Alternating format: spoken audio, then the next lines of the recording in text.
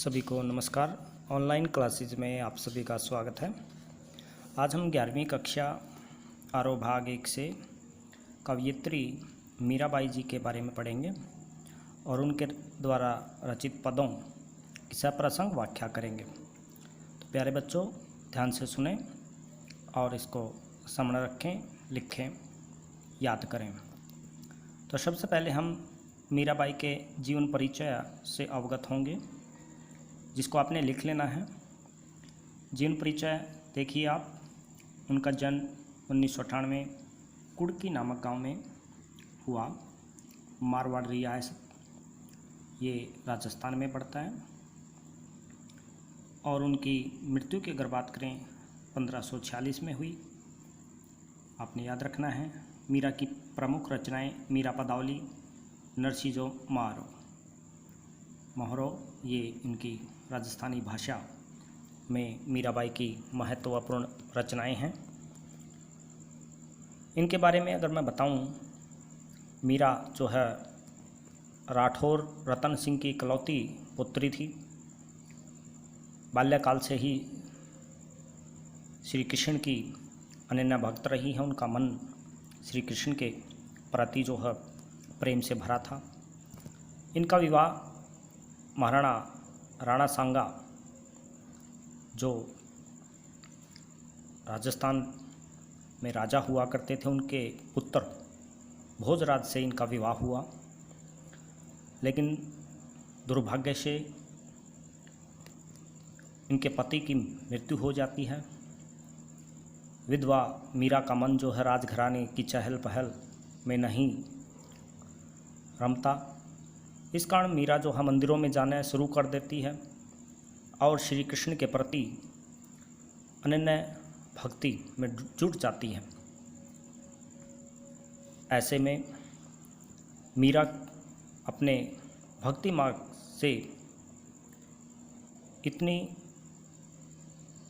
अटूट संबंध में लिप्त रहती है कि वह परिवार, समाज आदि से दूर हो जाती है।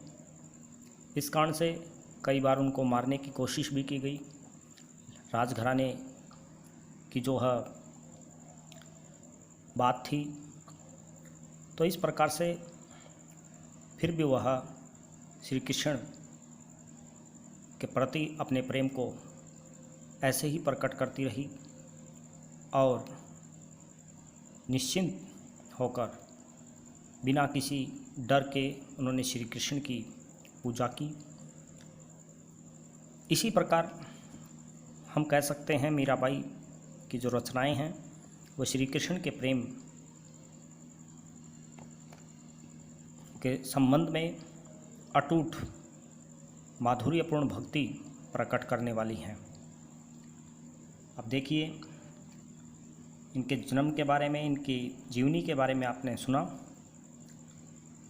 तो इनकी प्रमुख रचनाओं में आप लिख सकते हैं कि यद्यपि मीराबाई ज़्यादा शिक्षित नहीं थी, साधु संतों की संगति में रहने के बाद श्री कृष्ण के प्रति इन्होंने जो अपना गायन किया, नरसिंह जी का मायरा, राग गोविंद, मीरा पदावली, नरसिंह मोहरो,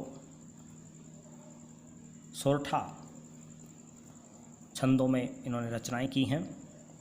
ब्रज भाषा, जिसमें राजस्थानी मिश्रित लोक शब्द शामिल हैं, इनकी रचनाओं में देखने को मिलते हैं। तो ये आप इसमें लिखेंगे। उनके गुरु जो हैं रैदास जी थे, संत कवि रैदास। ये भी आप इनके जीवन परिचय से संबंधित लिख सकते हैं। इनकी साहित्यिक विशेषताओं के बारे में आप लिख सकते हैं। अब चलते हैं मीराबाई के जो है पदों की ओर, जिनकी सप्रसंग व्याख्या आपने करनी है। तो देखिए, पहला पद है, मेरे तो गिरधर गोपाल दूसरो न कोई, जाके सिर मोर मुकुट मेरो पति सोई, छाड़ दई कुल की कानी, कहा करिए कोई। संतन डिग बैठी बैठी, लोक लाज खोई। देखिए, कवित्री मीराबाई जी कहती हैं, मेरे तो गिरधर गोपाल यानी मेरे जो श्री कृष्ण हैं सब कुछ हैं, सर्वस्व श्री कृष्ण ही मेरे सब कुछ हैं। उनके अतिरिक्त मेरा किसी से कोई संबंध नहीं है, दूसरों ने कोई। जाके सिर मोर मुकुट यानी जिनके सिर पर मोर मुकुट है, जिन्होंने मोर मुकुट को धारण किया हुआ है, मेरो पति सोई, वही मेरे पति हैं। छाड़ दई कुल की कानी, कानी होती है लोकलाज मर्यादा। तो कवियत्री कहती है, मैंने कुल की मर्यादा को छोड़ दिया है। छाड़ी दई छोड़ दिया है, कुल की कानी कुल की मर्यादा को छोड़ दिया है और श्री कृष्ण को अपना लिया है। कहा करिए कोई, अब कोई क्या कर सकता है। कहने का अभिप्राय, कवियत्री जो श्री कृष्ण के प्रेम में लिप्त हो चुकी है, अब उसे किसी चीज़ की परवाह नहीं है। संतन डिंग बैठी बैठी, लोक लाज खोई। संतों के साथ बैठकर मीराबाई ने जो लोक लाज है, सामाजिक परंपराएं हैं, उनको तोड़ दिया है। यानी लोक लाज की चिंता छोड़कर मीराबाई संतों के साथ बैठती है। असुवन जल सींची सींची, प्रेम बेल बोई, बेली बोई। आंसुओं से जल सींची सींची। कवियत्री कहते हैं कि आंसुओं के जल से, आंसुओं मतलब आंसुओं के जल से सींच सींच कर प्रेम रूपी बेल को बो दिया है। प्रेम बेल को बो दिया है यानी श्री कृष्ण के प्रति प्रेम बेल का विकास कर चुकी है। अब तक बेली फैली गई, और अब कवित्री कहती है कि अब तो बेल जो है बहुत फैल गई है, यानी उनका प्रेम बहुत ज़्यादा बढ़ चुका है। आनंद फल होई, और उस पर आनंद रूपी फल जो है लगने लगे हैं, यानी श्री कृष्ण की भक्ति में उनको आनंद, असीम आनंद प्राप्त होता है, ऐसा आप लिख सकते हैं। दूध की मथनियाँ बड़े प्रेम से बिलोई, दधी मथी घृत काढ़ी लियो, डारी दई छोई। आगे कवित्री क्या कहती हैं कि उन्होंने श्री कृष्ण के प्रति प्रेम जो या प्रीति है, प्रीति रूपी दूध को, दूध की मथनियाँ, उनकी दूध की भक्ति रूपी जो मथनी है उसको बड़े प्रेम से बिलोया है। डारी दई छोई, दधी मथी घृत काढ़ी लियो। ऐसे में कवित्री कहती हैं दधी मथी घृत काढ़ी लियो, यानी जो दूध को भक्ति की मथनी से बिलोया था उसमें से दही, मक्खन, घी आदि को निकाल लिया है। दधी होता है दही, मथी मक्खन, घृत घी, काढ़ी लियो, डारी दही छोई, और छाछ को छोड़ दिया है। छोई यानी छाछ। देखिए छाछ जो होता है, लस्सी आपको जिसको बोलते हैं,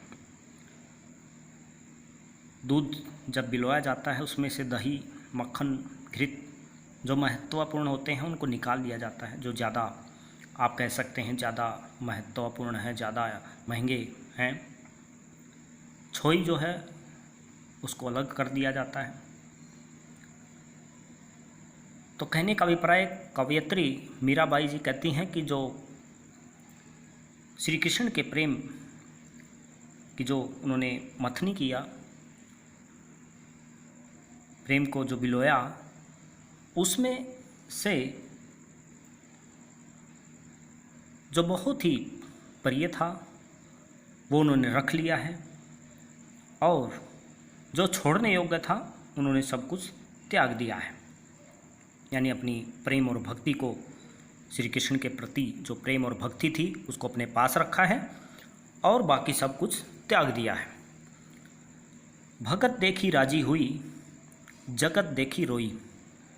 आगे कवित्री क्या कहती है देखिए, भगत देखी राजी हुई। कवित्री जो है भक्तों को देखकर खुश होती है और जगत को देखकर रोती है। प्रभु के भक्त को देखकर उसको जो खुशी होती है, लेकिन वह संसार को मोह माया में लिप्त देखती है तो उस दिशा के बारे में सोचकर वह दुखी हो जाती है। दासी मीरा लाल गिरधर तारो अब मोही। मीरा जी कहती हैं कि हे श्री कृष्ण, लाल गिरधर गिरी को धारण करने वाले, अब मुझे पार उतार दो। यानी मीरा आपकी दासी है, मीरा श्री कृष्ण की दासी है।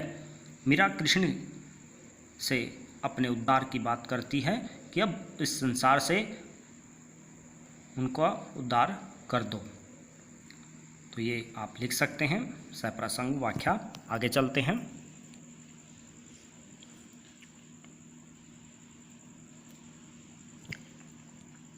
दूसरा दोहा देखिए, दूसरा पद।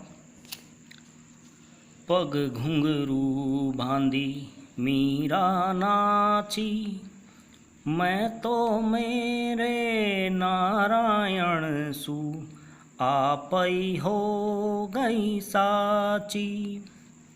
लोग कहें मीरा भई रे बावरी, न्यात कहे कुलनासी।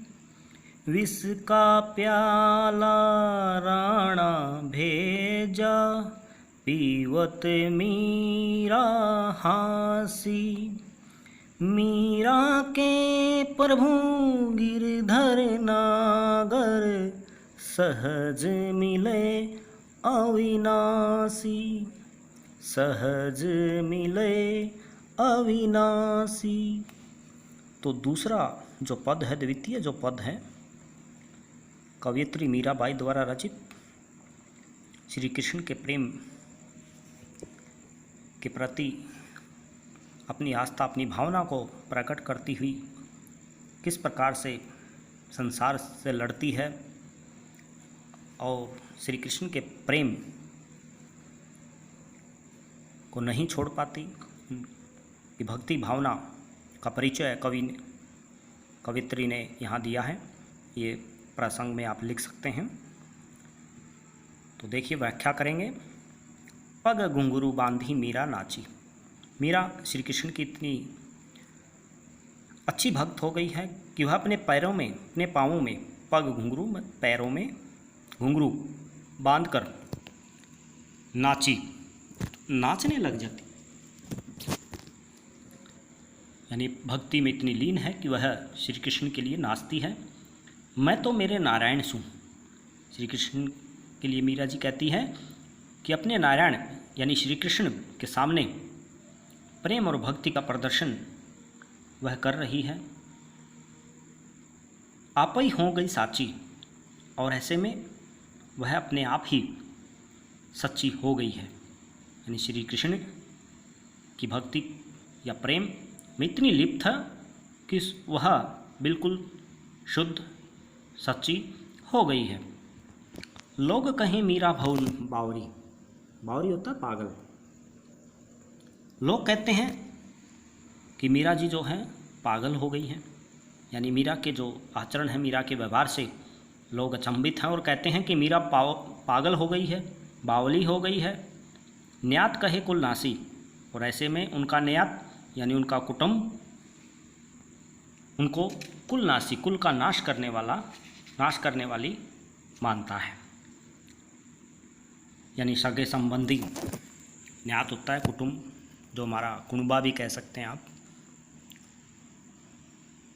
जो कुटुंब है, जो उनका सगे संबंधी हैं, उनको कुलनाशिनी मानते हैं। विष का प्याला राणा भेजा। महाराणा जो सांगा थे, उन्होंने मीरा जी को मारने के लिए विष यानी जहर से भरा हुआ को पेय पदार्थ भेजा। पीवत मीरा हंसी। श्री कृष्ण का नाम लेकर मीरा जी पी जाती हैं और हंसती हैं। कहने का अभिप्राय, हंसते हुए विष के प्याले को पी लेती हैं, लेकिन उनको कुछ नहीं होता है। ये उनकी भक्ति का प्रमाण मिलता है। मीरा के प्रभु गिरधर नागर। आगे कवित्री कहते हैं कि मीरा जी कहते हैं कि मेरे प्रभु तो गिरिधर नागर हैं, गोवर्धन पर्वत को धारण करने वाले हैं। सहज मिले अविनाशी। वे सहजता से अविनाशी रूप में मिल जाते हैं। अर्थात श्री कृष्ण से जो सच्चा प्रेम करता है वह अपने भक्त से बड़ी सरलता से, बड़े प्रेम भाव से प्राप्त हो जाते हैं। ये आप उनके इस व्याख्या में लिख सकते हैं। इसके कुछ महत्वपूर्ण प्रश्न बनेंगे जो आपने लिखने हैं। जैसे अगर अभ्यास के प्रश्नों की बात करें तो आपके लिए अलग से वीडियो बना दी जाएगी। तब तक आप सप्रसंग व्याख्या करें, मीराबाई के जीवन परिचय को लिखें। आज के लिए इतना ही। धन्यवाद। आपका दिन शुभ हो।